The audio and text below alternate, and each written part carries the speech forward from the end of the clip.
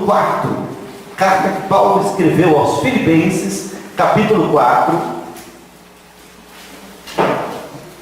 E eu vou pedir aos irmãos que mantenham as suas Bíblias abertas, porque hoje nós vamos pegar alguns textos da carta aos Filipenses, porque essa carta me faz um bem tremendo, e ela me desafia todas as vezes que eu a leio. É impressionante como a carta aos Filipenses me desafia.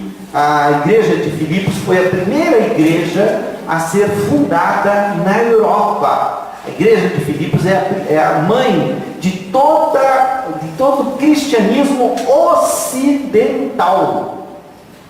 Paulo então estava pregando na Ásia, onde hoje é a Turquia. A última cidade que ele visitou foi a cidade de Troade, que antigamente era chamada de Troia.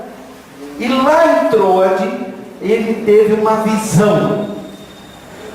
Deus me deu uma visão. Um varão da Macedônia, onde hoje é a Macedônia, e é a Europa já, né? Um varão macedônio disse a ele, apareceu a ele e disse: passa a Macedônia e ajuda-nos. E muitos acham que esse varão macedônio era o próprio Lucas, que passou a fazer parte da equipe de Paulo a partir daquele momento. Eles atravessaram o Bósforo, que é aquele canal estreito que passa bem ali, perto da cidade de Turquia, Izmir, Constantinopla, que hoje é Bizâncio. Não, hoje não é Bizâncio, hoje é Istambul. Já foi Bizâncio, depois virou Constantinopla e depois voltou a ser Bizâncio novamente, e hoje é a cidade de Istambul. E ali passa um rio, não é bem um rio, é um braço de mar, que é o chamado Estreito de Bósforo, que liga o mar Mediterrâneo, mais precisamente o mar Egeu, ao mar Negro. E ele atravessou esse estreito, e a primeira cidade onde ele parou para evangelizar foi na cidade de Filipos, de onde saiu Alexandre o Grande. De onde saiu o Alexandre para conquistar todo o Oriente até a Índia, e em 12 anos ele transformou toda essa região numa região grega, e com isso propiciou que o Evangelho pudesse ser pregado em grego em toda essa região. Pois bem, esta carta Paulo escreveu aos crentes daquela igreja, aos Filipenses, e diz assim no versículo 10, capítulo 4, versículo 10: alegrei-me sobremaneira no Senhor, porque agora, uma vez mais, renovastes a meu favor o vosso cuidado, o qual também já tinhais antes, mas vos faltava oportunidade. Digo isto não por causa da pobreza, porque aprendi a viver contente em toda e qualquer situação, tanto sem estar humilhado, como também ser honrado. De tudo e em todas as circunstâncias já tenho experiência, tanto de fartura como de fome, assim de abundância como de escassez. Tudo posso naquele que me fortalece. Todavia fizestes bem, associando-vos na minha tribulação. E sabeis também vós, ó Filipenses, que quando no início do Evangelho, quando parti da Macedônia, nenhuma igreja se associou comigo no tocante a dar e receber, senão unicamente vós outros. Porque até para Tessalônica mandastes não somente uma vez, mas duas, o bastante para as minhas necessidades. Não que eu procure o donativo, mas o que realmente me interessa é o fruto que aumente o vosso crédito. Recebi tudo e tenho abundância. Estou suprido desde que Epafrodito me passou as mãos, o que me veio da vossa parte como um aroma suave, como sacrifício aceitável e aprazível a Deus. E o meu Deus, segundo a sua riqueza em glória, há de suprir em Cristo Jesus cada uma das vossas necessidades. Ora, a nosso Deus e Pai seja a glória pelos séculos dos séculos. Amém. Amém. Apenas para a gente terminar, ele manda saudações finais, que diz assim: saudai cada um dos santos em Cristo Jesus. Os irmãos que se acham comigo vos saúdam. Todos os santos vos saúdam, especialmente os da casa de César. A graça do Senhor Jesus Cristo seja com o vosso espírito. Meus irmãos, a carta aos Filipenses é chamada há muitos anos como a epístola da felicidade ou a epístola da alegria. A palavra alegria aparece muitas vezes nessa epístola, e a impressão que se tem, se uma pessoa desavisada lesse esta carta, talvez assim, pela primeira vez, iria dizer: puxa vida, mas esse homem devia estar passando um momento maravilhoso da sua vida. Claro que na carta ele fala que não está passando esses momentos maravilhosos, não. A carta aos Filipenses provavelmente foi escrita quando Paulo esteve preso na cidade de Éfeso, ou provavelmente na sua primeira prisão em Roma. É mais provável que ele tenha sido na prisão em Éfeso, quando a sua vida foi ameaçada, quando havia uma multidão, quase 50 mil pessoas reunidas no ginásio ou no anfiteatro da cidade, gritando contra Paulo e querendo trucidá-lo, porque ele havia abalado o comércio da cidade, que vivia de fazer réplicas da deusa Atena. Quando ele começou a pregar o evangelho na cidade de Éfeso, a conversão foi tão grande que muita gente que praticava magia queimou os seus livros, né? Muita gente queimou os seus livros de magia em praça pública, espontaneamente, sem nenhuma necessidade de alguém fazer isso. Os ourives da cidade, que eram aqueles que fabricavam a deusa de prata ou de ouro, viram que a ação deles, né, na bolsa de valores, caiu vertiginosamente. Não havia bolsa de valores naquela época, mas eles perceberam que parou-se de vender ídolos. E eles incitaram a multidão, dizendo: olha, esses estrangeiros, esses judeus, vêm até nós e querem mudar os nossos costumes e tal. E ele foi preso por causa disso. Embora ele quisesse ir falar à multidão gritou lá no ginásio. Eu estive naquele ginásio, uma coisa impressionante. Eu me lembro que eu estava com um grupo de 37 pessoas e eu pedi às pessoas, eu estava conduzindo o grupo, né, na visita às 7 igrejas do Apocalipse, eu pedi às pessoas que ficassem nos últimos lugares, lá em cima, e eu e a Beatriz ficamos no palco conversando em tom normal. Depois eles desceram e falaram: Evaldo, nós escutamos tudo o que vocês falaram. Tal era a acústica daquele lugar. Agora vocês imaginam aquele lugar que cabe, acho que 30 mil pessoas, falei 50, mas acho que cabem 30 mil pessoas gritando durante 2 horas seguidas: grande é a Diana dos Efésios, grande é a Diana dos Efésios. Eu reuni um grupo ali e falei: gente, vamos gritar: grande é o Senhor Jesus. E nós começamos a gritar: grande é o Senhor Jesus, grande é o Senhor Jesus. Gritamos várias vezes, depois começamos a cantar. E aquelas pessoas que estavam lá em cima desceram para assistir a gente a cantar. Alguns nem desceram, ficaram ouvindo lá de cima e ouviram perfeitamente o que nós estávamos cantando. Pois bem, provavelmente Paulo estava preso na cidade de Éfeso, e naquela época era bem diferente de hoje. Hoje o preso recebe auxílio reclusão, recebe, às vezes a comida pode não ser de excelente qualidade, mas se ele tiver dinheiro vai ser de alta qualidade, pode ter até churrasqueira na prisão em alguns casos, mas na prática, quem sustenta o presidiário, e eu não acho que isso seja errado, não, eu acho que isso precisa ser aperfeiçoado, porque a função da prisão não é fabricar bandidos, mas é restaurá-los para a vida. E eu acho que está tudo errado da maneira como nós fazemos. Eu não sou contra você investir dinheiro para recuperar pessoas. Ok, naquela época, quem pagava era o preso. Se não tivesse dinheiro, morria de fome. Não tinha os recursos, não havia direitos humanos, não havia nada disso para as pessoas. E Paulo tinha que se sustentar na prisão. Pois bem, os filipenses ficaram sabendo que ele estava passando necessidade na prisão, e como sempre eles fizeram, como o próprio Paulo diz, eles foram os que se associaram a Paulo no tocante a dar e receber. Isso é uma história maravilhosa acerca dos filipenses. Os filipenses investiram na vida de Paulo logo após ele sair da cidade de Filipos. A próxima cidade que ele foi a cidade de Tessalônica.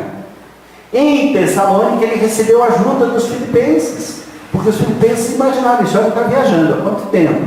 O dinheiro que provavelmente ele recebeu ao sair lá da cidade de Antioquia, e a Antioquia realmente colaborou com as missões, dando a ele recursos para que ele pudesse fazer a primeira e a segunda e até a terceira viagem missionária, mas o dinheiro tem prazo.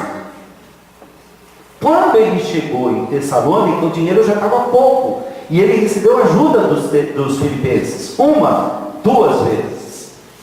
Quando ele chegou na cidade de Corinto, ele precisou trabalhar juntamente com os fazedores de tendas, porque provavelmente não tinha recursos para poder pregar o Evangelho. Então ele trabalhava para poder conseguir recursos, que se chama de fazer tendas. Ele fazia tendas para poder se sustentar. Quando chegaram os emissários lá, Lucas, provavelmente Timóteo, talvez Silas, que eram os companheiros de viagem, que tinham voltado para ver o que estava acontecendo nas cidades onde eles haviam plantado a igreja. Quando chegaram em Filipos, provavelmente os filipenses perguntaram: escuta, Paulo, como é que está? Ele está lá, está trabalhando, por que ele está trabalhando? Porque o dinheiro acabou. Eles fizeram uma oferta, levantaram um valor e mandaram para Paulo. Quando você lê a história da evangelização em Corinto, que durou 1 ano e meio, você vai perceber claramente que quando chega a equipe, chegam os que vieram lá de Filipos, Paulo dedica-se exclusivamente à pregação do Evangelho. Por quê? Recebeu recursos, recebeu ajuda, recebeu dinheiro, recebeu subsistência. E ele aqui, ele escreve aos filipenses para agradecer. Ele escreve aos filipenses porque soube de algumas dificuldades que estavam acontecendo lá. Ele aproveita para falar e fortalecer o coração dos filipenses com doutrina da mais alta qualidade, com doutrina profunda sobre a cristologia, falando de Jesus Cristo como em nenhum outro lugar das Escrituras. E ele aproveita para dizer: olha, recebi tudo, eu agradeço. E é interessante porque Paulo faz de tudo. Ele consegue perceber em todas as coisas a teologia das coisas. Hoje em dia fala-se muito da internet das coisas, né? Daqui a pouco muitos já devem ter aqui a Alexa, alguns já tem, né? E você fala com ela, ela responde, ela toca música. Se a Alexa estiver ligada na sua casa, as lâmpadas, a persiana, o ar-condicionado, a geladeira, ao forno de micro-ondas, basta você dizer a Alexa para abra a persiana vai abrir. Ligue o ar-condicionado vai abrir. Parece coisa dos Jetsons, né? Quem riu é porque é da minha idade. E mais um pouquinho. Assistiu os Jetsons, né? E os Jetsons já ficaram para trás. Isso tudo já existe tecnologia para isso, só não existe dinheiro para isso. Mas você pode comprar uma geladeira que conversa com você. Você passa por ela e fala: ô Evaldo, tem um negócio cheirando mal aqui dentro. Tá? Parece um fantasma dentro da geladeira. Tem até uma propaganda ótima da Brastemp, acho que do forno de micro-ondas, né? Que é a funcionária da dona da casa fala assim: negócio aqui é do demo. Isso aqui não tem algum espírito maligno nesse negócio, porque isso aqui funciona sem a gente precisar falar. Aí ela olha assim e o visor está aparecendo assim: demo, porque é demonstração. Ela fala: tá vendo? É do demo mesmo, né? Ok. Paulo, está aqui falando, nem sei por que eu entrei nesse assunto, já me perdi, mas vamos voltar aqui. Paulo escreve aos Filipenses justamente para agradecer e para louvar a Deus por essa vida. E ele ensina alguns princípios que eu acho que são princípios essenciais que nós precisamos aprender. Você vai ler depois o boletim, você vai perceber, eu estou falando aqui no boletim, atitudes que curam, da gratidão. E eu começo dizendo o seguinte, que ser agradecido é uma atitude que precisa ser desenvolvida, embora ela possa surgir naturalmente quando você ganha alguma coisa.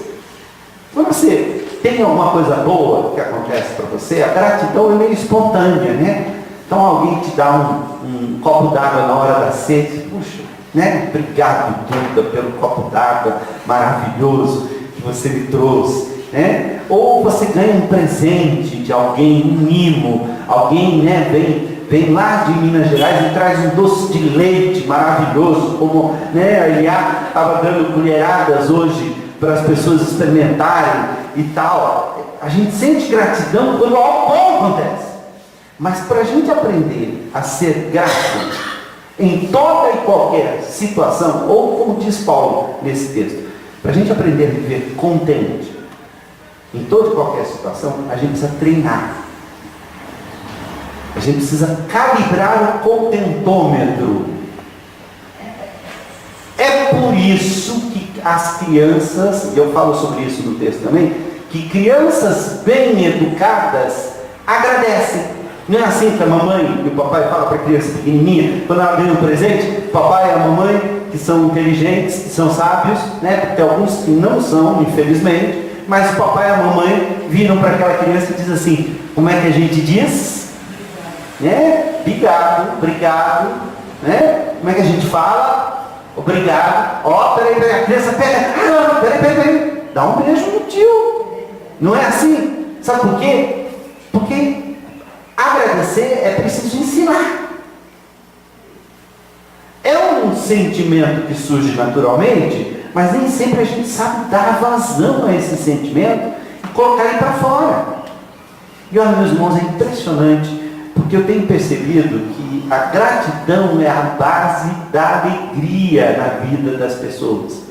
Esses dias atrás eu fiquei muito impressionado dessas notícias tristes que a gente ouve, né? E eu tenho visto pais que perderam os filhos de uma maneira terrível, crianças de 4 anos de idade que morreram de uma bala perdida, embora os pais, os avós, os tios estejam destroçados, sempre a gente ouve, ou melhor, de vez em quando a gente ouve, no meio daquelas palavras de dor, e às vezes o repórter está pedindo, né, querendo tirar uma palavra, talvez, para corresponder à pauta que ele trouxe, né? A pauta é o governo não está agindo corretamente, o governador tem uma política ruim de enfrentamento e tal, então a gente quer, o repórter já vem para tirar uma palavra dizendo também as autoridades e tal. As pessoas dizem isso, e eu acho que precisa dizer, só que no meio existe aquela palavra, mas eu agradeço a Deus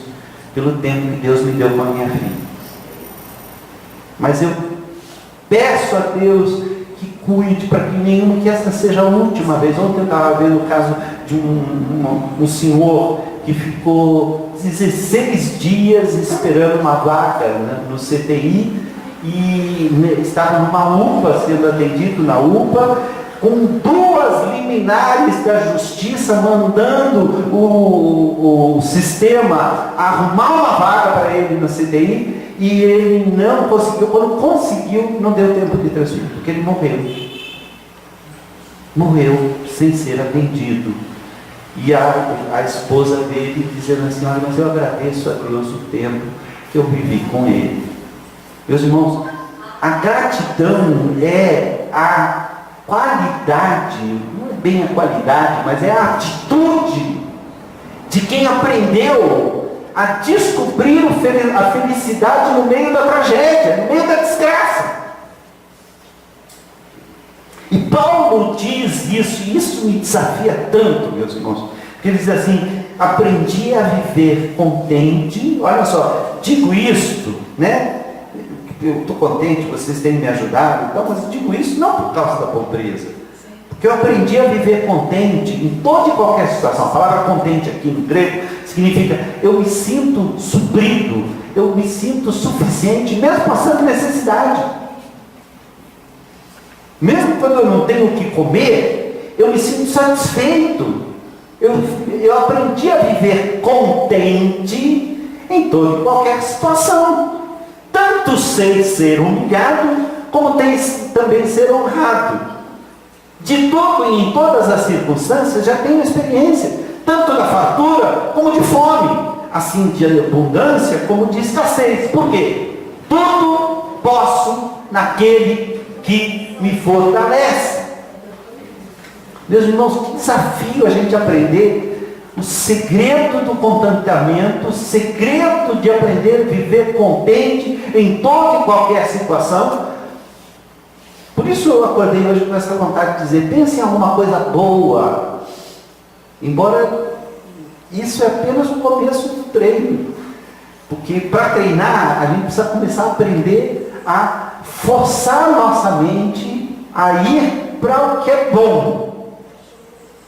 Forçar é o jogo do contente da Poliana lá, né? Mas na Poliana era espontâneo, né? Ela naturalmente via as coisas boas no meio daquilo que não era tão bom, no meio daquilo que não era. Quando ela pediu a Deus que viesse uma boneca naqueles presentes que eram mandados na barriga do missionário, que era chamado, né? No barril do missionário, que as pessoas jogavam as coisas que não precisavam mais e mandavam para os missionários poderem viver com aquilo e terem algum alento. E ela pediu para o Senhor, manda uma boneca. No lugar onde ela estava, o pai dela era missionário, não tinha boneca, ela queria uma boneca. Meu Deus, é uma menina pedindo, eu quero uma boneca, manda uma boneca no barril do missionário. E veio uma muleta. Aí alguém olhou para ela assim, imaginando, puxa, que decepção, né? E ela assim, mas você está contente por ele? Não estou, porque eu não preciso da muleta. Estou feliz. Vai servir para outra pessoa. A sua logo vai servir também, né, Felipe? Para outra pessoa. Que já está bom, quase, né? Ainda está fazendo fisioterapia. Meus irmãos, a gente precisa aprender esse segredo. Sabe por quê? Porque hoje nós somos forçados a pensar em tragédia o dia inteiro, o tempo todo. Nós somos empurrados até os fake news. Eu fico pensando, né? Eu até entendo alguns desses fake news que estão saindo por aí, que tem motivações políticas, estão querendo, um lado está querendo atacar o outro lado, tá? Eu entendo fake news de ódio, quer dizer, entendo no sentido de que é gente muito má que está querendo desfazer a imagem positiva de alguém. Então, quando se fala esses dias atrás, aquela menina, aquela que era espertinha lá do Silvio Santos, agora está adolescente. A Maísa, soltaram fake news dela dizendo que ela não faz Enem, porque isso é coisa de gente pobre, não sei o quê. Mentira, ela não disse nada disso. Mas como ela é uma figura pública, sim, e alguém criou essa história mentirosa para denegrir a imagem dela e tal, e tudo isso, e eu entendo. Agora, eu não entendo certas notícias falsas que são colocadas por aí, que servem apenas para fazer a gente se sentir mal. Não tem. Você procura um objetivo político, um objetivo mesquinho, contra, é só para a gente se sentir mal. Só para a gente se sentir mal. Por exemplo, esse rapaz que está fazendo sucesso com essa música que gruda, nem vou mencionar, os irmãos vão lembrar dela o restante do dia, que é da Caneta Azul.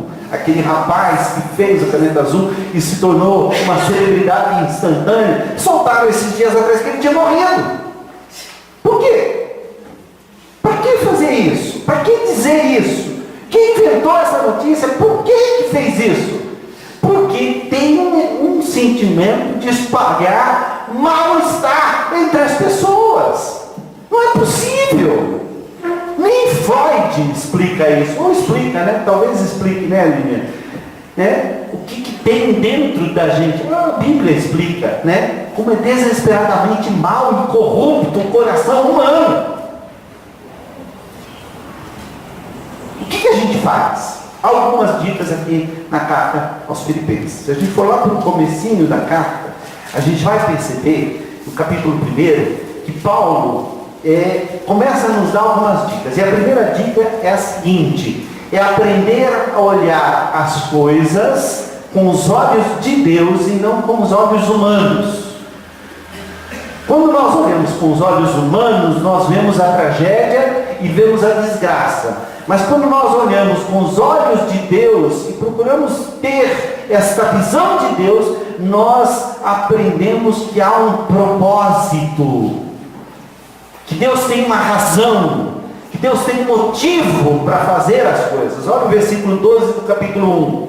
Quero ainda, irmãos, cientificar-vos de que as coisas que me aconteceram, ele estava preso, foi chicoteado, estava sendo maltratado, estava passando fome na cadeia, tem antes contribuído para o progresso do Evangelho, de maneira que as minhas cadeias em Cristo se tornaram conhecidas de toda a guarda pretoriana e de todos os demais. O que provavelmente acontecia era o seguinte: ele estava preso se é Éfeso. Éfeso é uma região imperial, é um centro de província, então havia uma guarda ali pretoriana. A guarda pretoriana era a guarda pessoal do imperador. Eram os guardas pretorianos que elegiam normalmente o próximo imperador.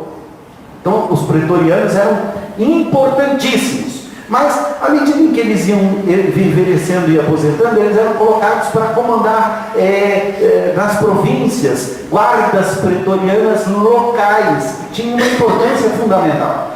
Paulo era um preso importante. Provavelmente ele estava sendo guardado por guardas pretorianos que de 6 em 6 horas ou de 8 em 8 horas se revezavam. Meus irmãos, coitados destes guardas pretorianos que ficavam 8 horas olhando para Paulo e sendo conversados ou convertidos através do testemunho de Paulo. Vinha ele vinha incrédulo e saía com o Evangelho no coração. Agora vem o próximo. Vamos lá, próxima rodada e tal. O Evangelho ficou conhecido de toda a guarda pretoriana, que eram os que iriam eleger o próximo imperador. A maioria dos irmãos, estimulados no Senhor por minhas algemas, ousam falar com mais desassombro a palavra de Deus. Quer dizer, eu estou preso, mas as pessoas estão fazendo o meu trabalho. Alguns efetivamente proclamam Cristo por inveja e porfia. Quer dizer, tem gente pregando o Evangelho para piorar a situação de Paulo. Outros, porém, o fazem de boa vontade. Estes que fazem de boa vontade por amor, sabendo que estou incumbido da defesa do Evangelho. Aqueles que estão pregando o Evangelho para me prejudicar, contudo, pregam a Cristo por discórdia, insinceramente, julgando suscitar tribulação às minhas cadeias.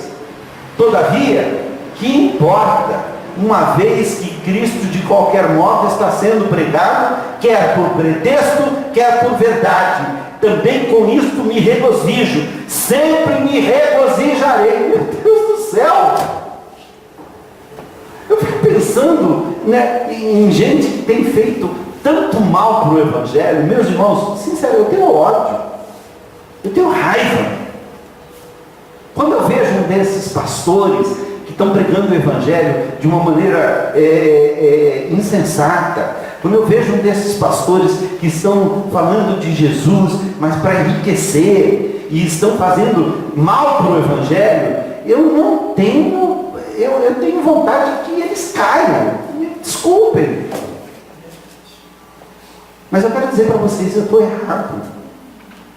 Paulo é que está certo. Porque Paulo diz, não importa por que eles estão pregando, de alguma forma alguém está ouvindo o Evangelho, de alguma forma o Evangelho está chegando às pessoas. Todavia, que importa? Uma vez que Cristo de qualquer modo está sendo pregado, quer por pretexto, quer por verdade, também com isso me regozijo. Sim, sempre me regozijarei. Meus irmãos, olhem por mim, porque eu preciso aprender a ser como Paulo.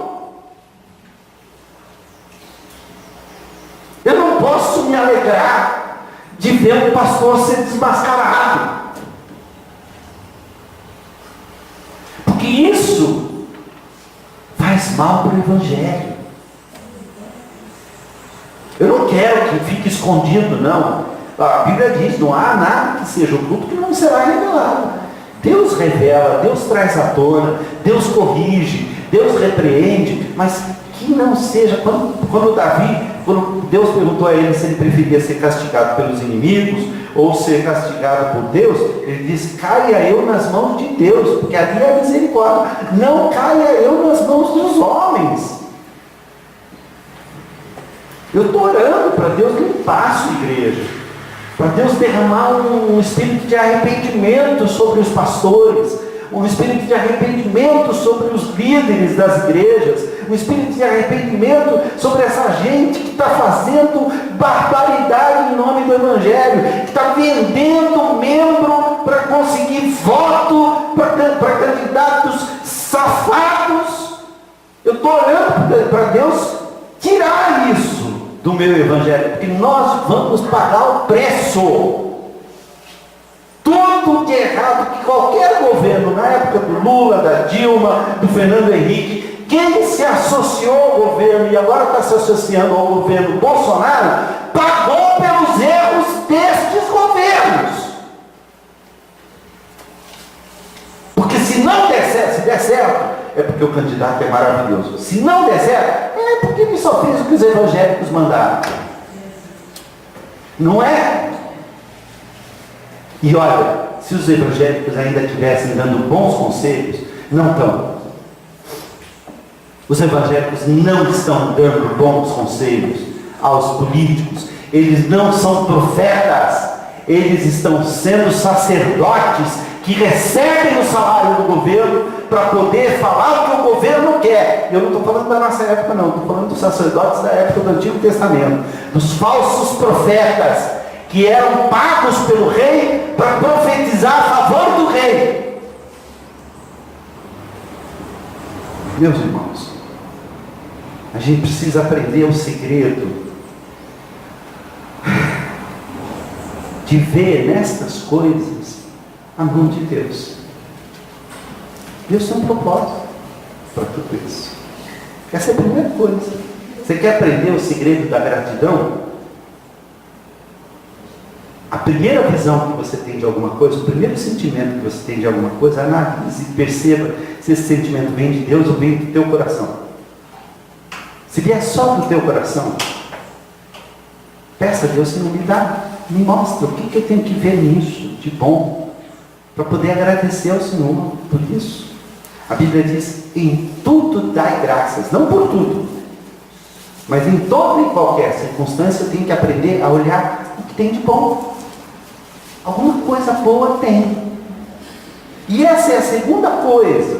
Ele vai dizer assim, aqui no versículo 5 do capítulo 2, ele vai dizer, tende em vós o mesmo sentimento que houve também em Cristo Jesus, pois ele, subsistindo em forma de Deus, não julgou como usurpação de ser igual a Deus. Quer dizer, ele podia se apresentar como Deus porque ele era, mas ele se esvaziou, assumindo a forma de servo, tornando-se em semelhança de homens e reconhecido em figura humana, e assim mesmo se humilhou, tornando-se obediente até a morte, e morte de cruz, pelo que também Deus o exaltou sobremaneira e lhe deu o nome que está acima de todo nome. Nós temos que aprender a receber Cristo em nosso coração de uma tal forma que o sentimento que houve em Cristo Jesus haja em nós também. Nós precisamos entender que muitas vezes o caminho do sucesso passa pela derrota, o caminho da exaltação passa pela humilhação, o caminho da glória passa pelo vale da sombra da morte. E Jesus se humilhou e obedeceu a quem deveria obedecer. Meus irmãos, se fosse o rei do universo, iam governadorzinho da Judéia dissesse para mim: você sabe que eu tenho poder de te soltar? Eu ia olhar para ele e dizer assim: você sabe que eu tenho o poder de te mandar para o quinto dos infernos?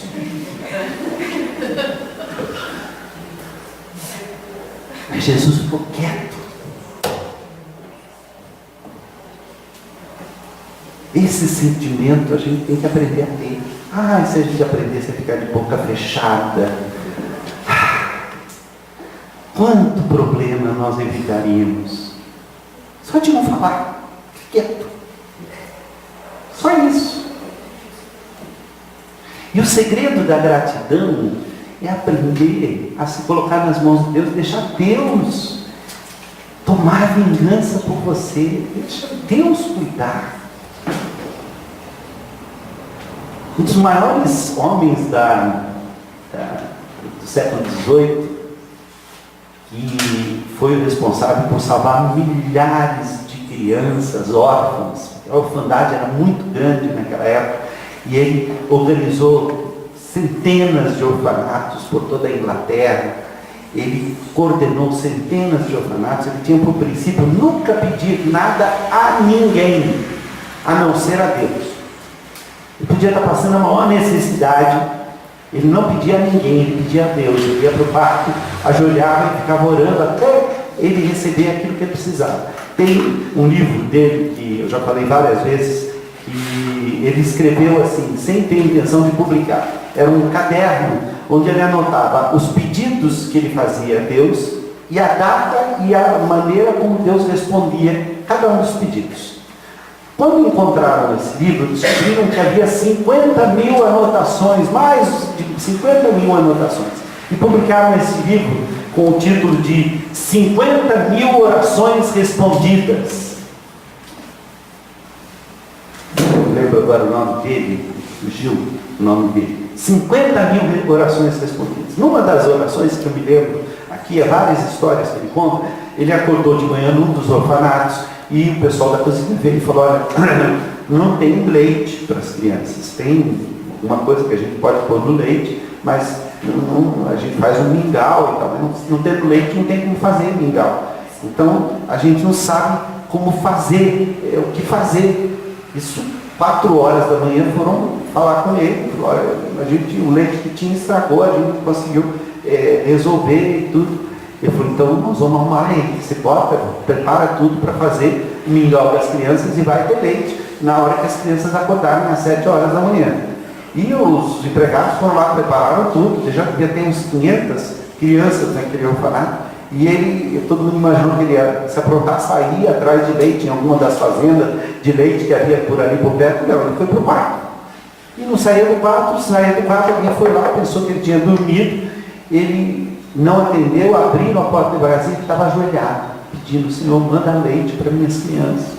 Minhas crianças estão precisando comer, elas estão não sei o que. Tal. Quando deu 6h30 da manhã, alguém bateu lá na porta do orfanato e falou: escuta, vocês estão precisando de leite? O que aconteceu? E a história era simples. Ele tinha ido ele estava levando uma grande quantidade de leite para a cidade de Londres, onde ele iria distribuir o leite. Ele havia tirado esse leite de madrugada e estava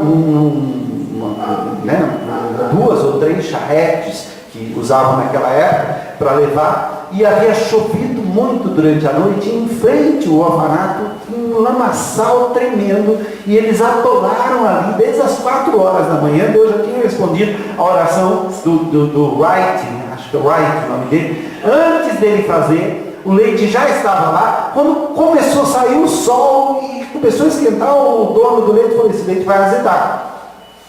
Olhou e viu que tinha um orfanato. Bom, aí eles devem precisar de leite. Eles conseguiram leite para aquele dia e para o dia seguinte. George Miller, obrigado, isso mesmo, George Miller. Meus irmãos, a gente precisa aprender a ter o mesmo sentimento que houve também em Cristo Jesus. Esse é o segredo, o caminho da gratidão, da gente aprender a treinar o coração da gente para agradecer em tudo. Por fim, no capítulo 4, versículo 8, e é fim mesmo, porque ele mesmo diz: finalmente, irmãos, tudo que é verdadeiro, tudo que é respeitável, tudo que é justo, tudo que é puro, tudo que é amável, tudo que é de boa fama, se alguma virtude há e se algum louvor existe, seja isso que ocupe o vosso pensamento. Um pouquinho antes, no versículo 7, ele vai dizer assim, né? Deixa eu ver, não, antes, 6. Não andeis ansiosos de coisa alguma. Em tudo, porém, sejam conhecidas diante de Deus as vossas petições, pela oração e pela súplica, com ações de graça, com gratidão. Mas como é que você vai conseguir gratidão? A paz de Deus, que excede todo o entendimento, guardará o vosso coração e a vossa mente em Cristo Jesus. De que maneira? Enchendo a nossa mente de tudo que é bom, de tudo que é belo, de tudo que é gostoso. Sabe, quando eu estou muito chateado, quando eu estou muito nervoso, quando eu estou muito contrariado, sabe o que eu gosto de fazer? Brincar com criança pequena. Sabe por quê? Porque faz bem a alma. Eu ainda tenho o privilégio, como não são minhas crianças, eu tenho o privilégio de pegar limpinho e entregar limpinho. Mas é uma delícia conversar com criança, não é? Por quê? Porque parece que tudo que é bom entra rápido. Infelizmente, tudo que é ruim vai tirando aquela espontaneidade, aquela alegria das crianças. Então, meus irmãos, se você quer aprender o segredo de viver contente, o segredo de viver contente em toda e qualquer situação, você tem que ser treinado na gratidão. De que maneira? Em primeiro lugar, vendo com os olhos de Deus. Em segundo lugar, tendo o mesmo sentimento que houve em Cristo Jesus. E em terceiro lugar, só deixe entrar no teu coração o que faz bem. O que faz mal vai entrar. Mas a única maneira de você limpar um coração cheio de amargura é enchê-lo de alegria e de coisas boas. Vamos dizer que numa tragédia ocorra um incêndio e essa sala aqui se encha de fumaça tóxica. Como é que eu faço para tirar a fumaça tóxica? Como é que a gente faz para tirar a fumaça tóxica de um lugar? Tem que abrir a janela. Por quê?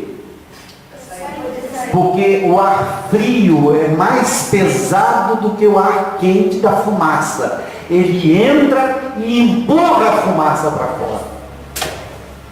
É isso mesmo, irmãos. Então, não é fácil treinar a gratidão.